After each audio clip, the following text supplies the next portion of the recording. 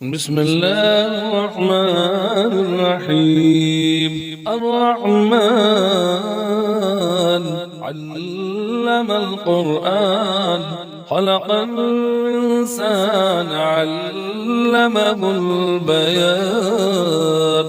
الشمس والقمر بحسبان، والنجم والشجر يسجدان. والسماء رفعها ووضع الميزان، ألا تطغوا في الميزان. وأقيموا الوزن بالقسط ولا تخسروا الميزان.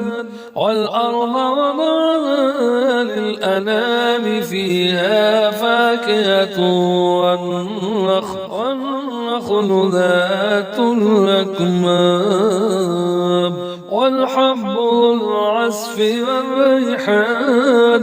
فبأي آلاء ربكما تكذبان؟ خلق الإنسان من صلصال كالفخار، وخلق الجن من مارج من نار. فبأي آلاء ربكما تكذبان؟ رب المشرقين ورب المغربين. فبأي آلاء ربكما تكذبان؟ مرج البحرين يلتقيان، بينهما برزخ لا يبغيان. فبأي آلاء ربكما تكذبان؟ يخرج منهما اللؤلؤ والمرجان. فبأي آلاء ربكما تكذبان؟ وله الجوار المنشآت في البحر كالأعلام. فبأي آلاء ربكما تكذبان؟ كل من عليها فان، ويبقى وجه ربك ذو الجلال والإكرام. فبأي آلاء ربكما تكذبان؟ يسأله من في السماوات والأرض، كل يوم هو في شأن. فبأي آلاء ربكما تكذبان؟ سنفرغ لكم أيها الثقلان. فبأي آلاء ربكما تكذبان؟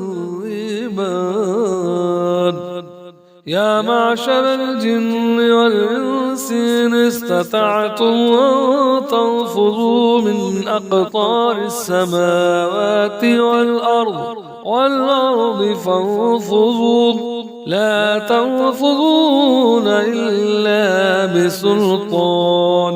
فبأي آلاء ربكما تكذبان؟ يرسل عليكما شواظ من نار ونحاس فلا تنتصران. فبأي آلاء ربكما تكذبان؟ فإذا انشقت السماء فكانت وردة كالدهان. فبأي آلاء ربكما تكذبان؟ فيومئذ لا يسأل عن ذنبه إنس ولا جان. فبأي آلاء ربكما تكذبان؟ يعرف المجرمون بسيماهم فيؤخذ بالنواصي النواسي والأقدام فبأي آلاء ربكما تكذبان هذه جهنم التي يكذب بها المجرمون يطوفون بينها وبين حميم آن فبأي آلاء ربكما تكذبان ولمن خاف مقام ربه جنتان فبأي آلاء ربكما تكذبان ذواتا أفنان فبأي آلاء ربكما تكذبان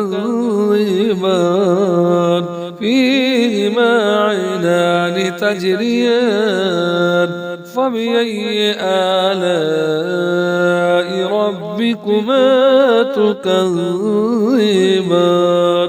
فيهما من كل فاكهة زوجان فبأي آلاء ربكما تكذبان متكئين على فروش بطائنها من استبرق وجنى الجنتين دان فبأي آلاء ربكما تكذبان فيهن قاصرات الطرف لم يطمثهن إنس قبلهم ولا جان فبأي آلاء ربكما تكذبان كأنهن الياقوت والمرجان فبأي آلاء ربكما تكذبان هل جزاء الإحسان إلا الإحسان فبأي آلاء ربكما تكذبان ومن دونهما جنتان فبأي آلاء ربكما تكذبان مدهامتان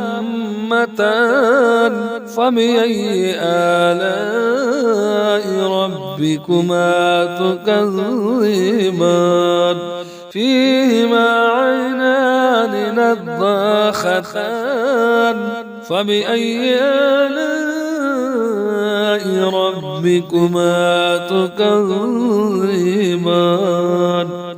فيهما فاكهة ونخل والرمان فبأي آلاء ربكما تكذبان فيهن خيرات حسان فبأي آلاء